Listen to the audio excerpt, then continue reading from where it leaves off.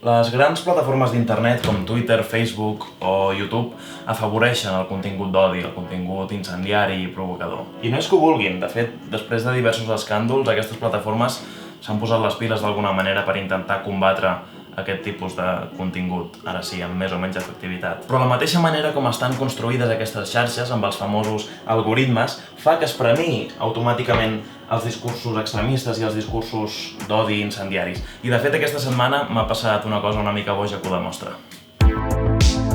Aquesta setmana vaig fer 2 tuits. Un era una foto del meu esmorzar i l'altre era un tema de feina i me'l va retuitar un compte oficial amb més de 3,5 milions de seguidors. Doncs el tuit de l'esmorzar ja l'ha vist gairebé el triple de gent que el tuit de feina sobre el Brexit. Però abans de tornar a això de l'esmorzar, primer hem d'entendre per què es diu que les plataformes beneficien el contingut extremista, incendiari i provocador. Intentaré fer-ho fàcil. YouTube, Twitter i Facebook ja no es conformen amb tenir molts usuaris. El que volen és que aquests usuaris passin el màxim de temps possible a la seva plataforma. I per aconseguir-ho el que han de fer és que la gent trobi contingut que li interessa. Òbviament, aquestes plataformes no poden fer una anàlisi qualitativa de tot el contingut que hi ha. No poden anar llegint tots els tuits, mirant tots els vídeos i anar decidint si són bons o no per mostrar-los a més usuaris. O sigui, per posar-te'ls a la pantalla cada cop que obres l'aplicació. Per tant, han de basar-se en dades quantitatives, en interaccions, en engagement, en si la gent mira el vídeo sencer o si interactuen amb aquell tuit. Si detecten que un contingut té un percentatge molt alt d'engagement, l'algoritme interpreta que aquest contingut és bo i l'ensenya a més gent. Si aquesta nova gent que el veu també segueix interactuant amb aquest contingut, l'ensenya a més gent i així va fent. Sobre el paper tot és molt bonic. Els usuaris troben contingut que els estimula i les plataformes també estan contentes perquè la gent hi passa més estona. Però quin és el costat fosc de tot això? Doncs que moltes vegades el contingut que més engagement genera és el discurs d'odi, el discurs extremista, provocador, incendiari. O sigui, les barbaritats. Pensa en el partit polític de nova fornada de torn que diu una borrada, o en el tuitaire que només fa demagògia barata disfressada de veritats incòmodes. Quan diuen alguna bestiesa, tothom els salta al coll i respon, ja sigui amb insults, amb queixes o amb retuits dient «Mireu quina borrada està dient aquesta gent». Però què veu l'algoritme? Dades. Veu milers de retuits, milers de respostes, milers d'usuaris reaccionant a aquest contingut. Material amb un engagement altíssim. Per tant, això ha de ser boníssim, que ho vegi tothom. I ja tenim el tuit, el post o el vídeo ultra extremista a les pantalles de milions de persones. I el perill és que probablement algunes d'aquestes persones acabaran comprant aquest discurs. En canvi, els missatges més assenyats o ponderats, podríem dir, passen desapercebuts perquè no generen tantes interaccions. A la bio trobareu alguns enllaços sobre el tema perquè veieu que no m'estic inventant res.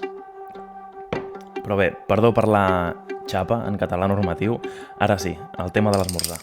Divendres al matí, mentre esmorzava, vaig fer aquest tuit. Una torrada de Nutella perquè a Londres no hi ha nocilla, amb fuet. De seguida vaig començar a rebre reaccions, la majoria d'aquest tipus. I al principi eren de gent que em segueix a Twitter. Però de seguida vaig començar a rebre'n de gent amb qui no havia interactuat mai. Per què? Doncs perquè Twitter havia detectat que aquell contingut generava reaccions, generava polèmica, generava engagement i l'estava mostrant cada vegada a més gent. Els usuaris responien al meu tuit, jo alimentava el foc i cada cop hi havia més gent que veia la foto del sacrilegi que per molts implica menjar fuet amb xocolata. I fins i tot hi va haver qui va replicar el meu missatge. I direu, home, però això és un tema de retuits.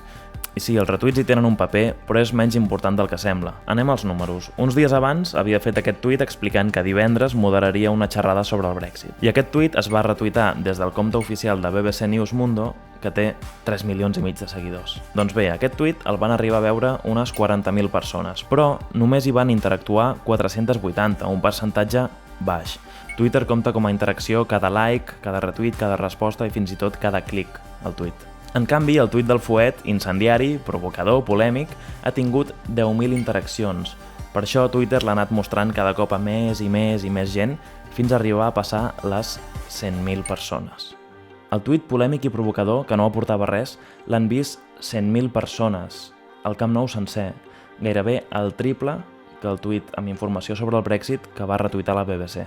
I potser algunes d'aquestes 100.000 persones que han vist el tuit comencen a replantejar-se els seus principis i no descarten apropar-se a la idea del fuet amb xocolata o a les idees d'odi extremistes, perquè al cap i a la fi, si Twitter les promociona, no deuen ser tan dolentes.